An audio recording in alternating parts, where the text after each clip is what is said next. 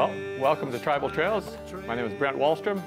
I'm the administrator of Tribal Trails, and usually I tell people, you're not going to see me on Tribal Trails because I stay on the safe side of the camera, but today I'm with Dwayne Flamon, a friend of mine from Roblin, and I've known you for a long time, Dwayne, and you come from Evangelical Mission Church in Roblin. That's what you call your home church. It's actually a few hours north of where I grew up. You shared your life on Tribal Trails to viewers a number of years ago. So what's been happening since that time?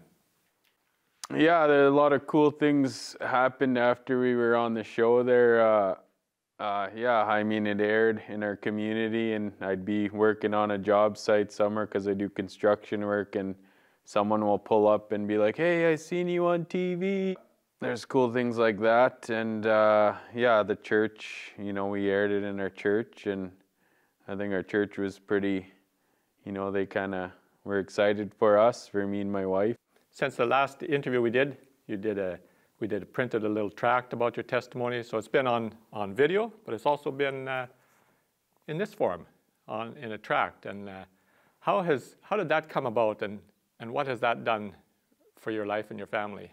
For about 10 years, I had this idea of I thought, it'd be cool, because I shared my testimony a few times in different places and at the Bible camp, and a lot of people seemed to be impacted by my story. So I thought, yeah, it'd be cool to, travel around to different churches and have my testimony in some sort of book form where I could share and then give out the books. And and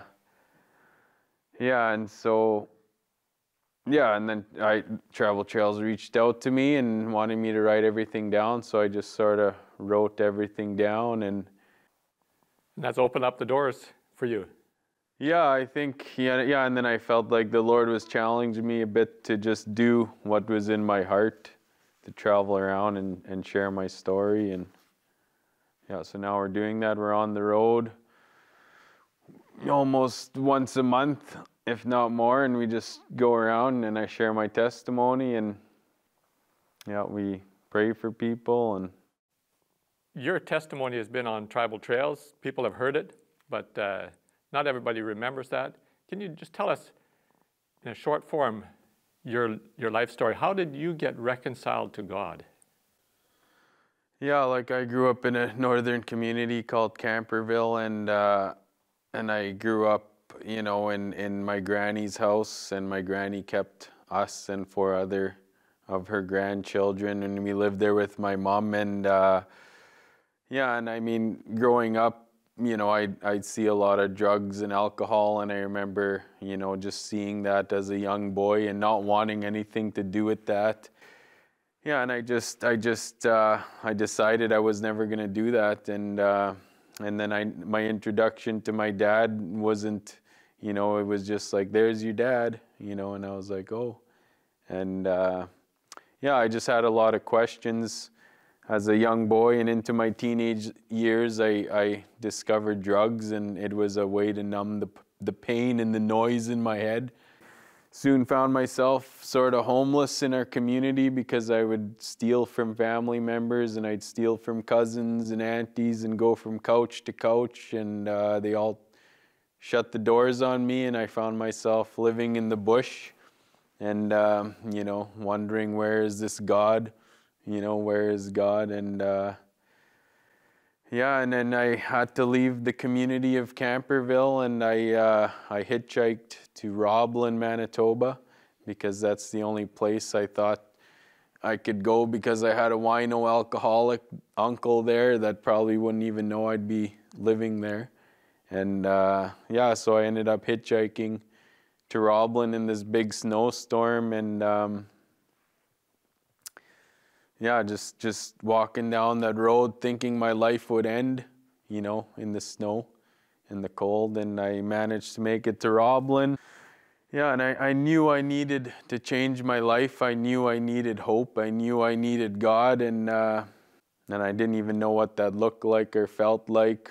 But I knew deep down that there has to be a God, and if my life were to get better, it had something to do with this Jesus. And I found this, all farmer, Caucasian, white, church, and I walk in there and I'm screaming out to this God, this God that was up there somewhere, and wanted him to come into my life. And he, as I'm screaming out at the top of my lungs in this all white church, right, these guys come over to me and I'm thinking, oh no, they're going to kick me out, right, this drunk. And no, these guys pick me up, and then one of the youth leaders puts his hand on my shoulder and says, God has a plan for your life. God is going to use your story to reach so many people. And that's come true. I was on Tribal Trails with you guys, and I shared my story, and now there's a booklet out. It's basically my story, so that prophecies come true. And I think just that guy saying God has a plan for your life, my life didn't instantly change, but it put like this hope in me, right? That maybe my life could get better. Maybe my life has meaning, right? And and I went home just searching in the Bible, looking for like, who is this God and why does he love a nobody like me, right? And So what took you to reconciling or being in relationship with God from that point? Like the community I came out of, it was like a very dark place, and I ended up in Roblin in this other community, and I end up in this church community of just regular people, and they just accepted me in and pointed me to God, right? They would tell me things like I'd have questions about God, right? Like, like being a good dad, being a good provider, that's all biblical based principles, right? And it sounds like we think of becoming a Christian. You become a Christian, you're changed, everything is okay after that. But it sounds for you like the Christians who were around you were a part of your growth, not just for the day you accepted the Lord, but for years. Tell me about that. How does that work? You look back on things and you could kind of, you don't see when you're in the moment, what's going on. Like there was maybe an initial excitement, this guy, because at the time I was sort of known in the community. I was a garbage man, or a sanitation engineer, they called it. And so everyone knew me as the garbage man, right? And they were actually praying for me. I later learned that the youth group, every time they met, they would be praying for the garbage man, God save the garbage man. And the youth leader that actually said over me that God has a plan for my life, he told me the story how he was driving in his truck one day, and he was questioning God on some stuff, and he seen me walking, and he said, what about him, God? Can you save him? And then I end up in the church, screaming at the top of my lungs, So God was answering these people's prayers. And how did this story that you're sharing, how have you seen it affect others? People read it and tell me afterwards that they just found hope after reading it. I mean, one lady, after she comes to our church, and she read the book, and she said that, after she read it, she was sort of going through this depression, and she read my story, and she sees that I've lived through so much stuff, and yet I'm still standing, right? I'm being a dad and being a businessman in the community, and she's like, why am I complaining, right? Why am I sad? I got such a better life than Dwayne had, I shouldn't. Yeah, and it sort of helped her snap out of the funk she was in. And and then when I travel around and share my story, I every time I share my story, like even when I shared on Tribal Trails TV, I just, it was a very difficult thing to do. even to have my story in like the book, you know, it sort of portrays, you know, maybe my family not the right way, and but it shows like a real brokenness, you know, and a real healing at the same time, where I think a lot of people that read it could like identify with it. This whole area of reconciliation and some of the comments that come, and questions like, Dwayne, you never went to residential school, so what's the problem? And that shows a bit of an attitude there. It shows we don't really understand. So help us to understand what is the problem and what is going on there. Yeah, like when I go into churches, like I basically just share my testimony, you know, of my childhood and how I came to know God, and you know, like a lot of people, like they can identify with it. You know, some people come up to me and just thank me so much for being vulnerable and honest, and you know, and and there are some people, you know, like you know, I had one fellow come up to me and he said, you know, I can't understand any of your story, right? I don't understand what you're saying or what you're talking about. And, you know, I grew up in a good home. You know, I had a good Christian mom and dad. You know, our lives were good. And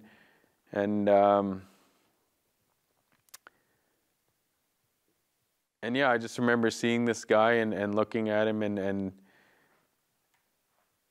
he's honest and genuine, right? He doesn't understand, you know, why I should even be in their church sharing. And I just said to him, you know, it's because of people like you that I'm where I'm at. And one day I hope my children could say those words. You know, I grew up in a Christian home. I had a good mom and a good dad, because that wasn't my experience, right? And you know, and I go around, some of the people that I go and that have come up to me have said, you know, I'm not afraid of you guys anymore. You know, I understand there's a reason why you guys are the way you are, and they say, I'm sorry. You know, I'm sorry for harboring racism in my heart towards you, and they give me a hug, and yeah, and there's some people that come up to me and they still struggle with, you know, why are we paying still for you guys to live? You know, why do I feel like it's my fault? You know, how come I'm to blame, right? I didn't do anything. And yeah, and there's some people that just genuinely want to understand the situation, you know, want to help, but they don't know how. And honestly, like, I don't really have any solid answers, but I feel like, you know, my feeling is like a lot of the churches have sort of pulled away. You know, we don't want to go there. It's political, you know, and then but it's when I share, it's important, you know, for people to hear the stories and hear, you know, what happened, and there is a reason why we are the way we are. You know, like going to the evangelical church for 20 years, right? And a lot of the people that are my friends and that I have relationship with, you know, not just in a church level, but I work for a lot of these people, and yeah, and you know, I could see there was, you know, it's got to affect you, you know, when you hear on the news that it's your fault, you know, that you're to blame if you're white, you know, and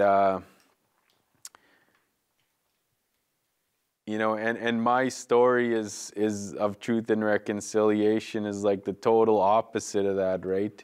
You know, I came into a church and these people loved me, and part of the reason why I feel like me sharing my story is so important is because my church and a lot of people, they need to know that it isn't their fault, you know, that they're not to blame, you know, that we've inherited a big problem, you know, and there really isn't any one solid answer, but it isn't anyone's fault, you know, it isn't, you know, and I think truth and reconciliation goes both ways.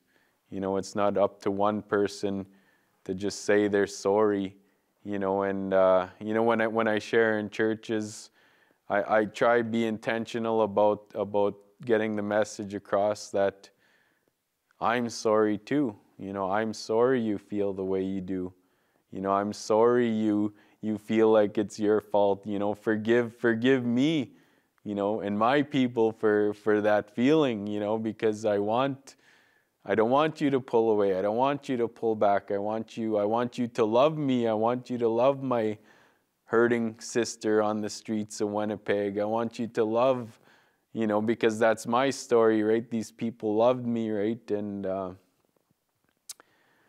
yeah, that's just the message I hope I get across in these churches is it's important for you to continue to reach out, right? So there's a lot of blame in our country, people blaming one person or another person. And you mentioned some of the feelings you had, even as a Christian, with a relationship with God, that you felt feelings towards others. How have you worked with that? How has the Lord helped you to work through that? There is a reason why I grew up the way I did, right? There was a reason why, you know, my granny kept us. You know, there's a reason why we didn't have a dad, and all this brokenness was stemming down, like, because what the church did in residential schools, and yeah, and I began to understand that, you know, and as a Christian, I'm trying to not blame, you know, for the hurt, and then my mom passes away, and then my sister passes away, and now I'm in a world of hurt, right? And when I'm watching the media and the news, and I'm sort of justifying like this pain in my heart, right? And but also torn because I'm supposed to forgive, you know, and I'm supposed to love, and I'm supposed to be like Jesus, right? The ultimate example of forgiveness, right? And and knowing that all up in my mind, like I get it all. Maybe not be fully healed, you know, but start the road to healing. And I think, you know, like me sharing my story over and over and over again, I think I just feel like it's helped me to heal a little bit, you know, and the fact that people want to hear it, you know, and you know, forgiveness is a very difficult thing to even understand. You know, like we could understand, yeah, Jesus died on a cross. You know, we could read the words, you know, that we're reconciled to him, you know, but what does that feel like? You know, what does it really feel like to be reconciled, right? Should forgiveness feel like something, you know, or is it just all up in your head, right? And we'll always have hurt in our hearts and in our lives, and you know, but when you see like someone that's Caucasian and someone that's Aboriginal sitting down at the same table, you know, and there's a sense of hope, you know, that comes over you because we're able to have like a meaningful conversation, right? And you as a Caucasian man are trying to understand me as an Aboriginal man, and me as an Aboriginal man are trying to understand you as a Caucasian man, right? And you could read scriptures to me, and you know, that was the thing when I walked into the church. Like I'm hearing the message, you know, I'm hearing Jesus loves me, but I needed to feel it. I needed to really feel it, right? And the Bible says you'll know they are Christians by their love, right? And love is a feeling, right? And I felt that, you know, in this Caucasian church, and I still feel it, right? And yeah, I mean, if I could just encourage, you know, other churches that are Caucasian churches, right?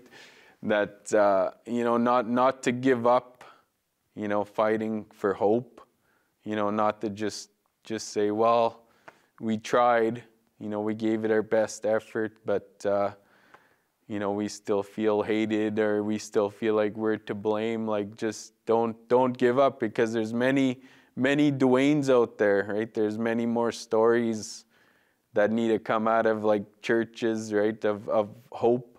Okay, so forgiveness, we think of, we're supposed to forgive the other person. And it's towards the other person. It's going to free him up. But what is this forgiveness? What has it done for you? Yeah, I mean, I really had to make a choice to forgive, you know, and even just saying it out loud, you know, in the truck.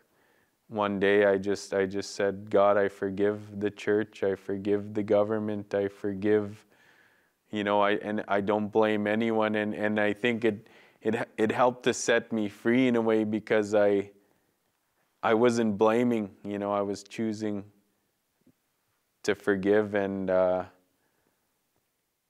yeah, and you know, part of my testimony, you know, I shared that I was screaming at the top of my lungs in the church for God to come into my life, and the next church meeting, the same they were having a youth conference. The same youth leader came up to me, and he just said, man, I just really feel like you need to forgive your mom and you need to forgive your dad. And he's like, you look at me and picture your mom and dad and say, I forgive you, mom, I forgive you, dad. And just say those words. And it was such a difficult thing to say. You know, it was in my mind, I was like, these are the last two people I want to forgive. And you know, that's how I felt towards, you know, towards the government, maybe towards the church. You know, these are the people that caused this pain. You know, why would I forgive them? And you know, and it was holding me back, you know, from being a good dad, being a good husband, you know, justifying, you know, your laziness, right? And but it's, you know, I think anyone that's living in unforgiveness sees that they're in bondage. You know, you don't need to look far in your life, you know, and when you finally let that go, you know, blaming and shaming, I think it also sets that person free, but it sets you free as well. So I don't blame you as a Caucasian man. You know, I don't blame the church.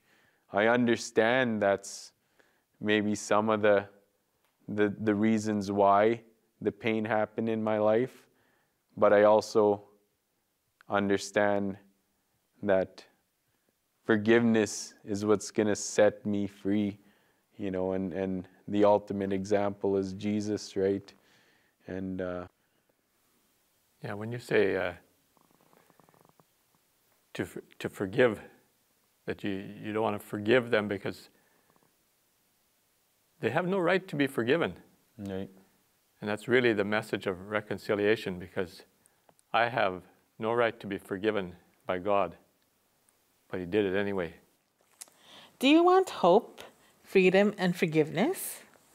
Those things can be truly found only through a relationship with Jesus Christ. In simplest terms, confess that you are a sinner and ask Jesus to be the Lord of your life. From there, you can begin building your relationship with Him. To learn more about this and other spiritual matters, contact us. And when you do, ask about this booklet, Dwayne's Life, called How I Found Hope. Thanks for watching Tribal Trails, television about real people, real life, real hope. God bless.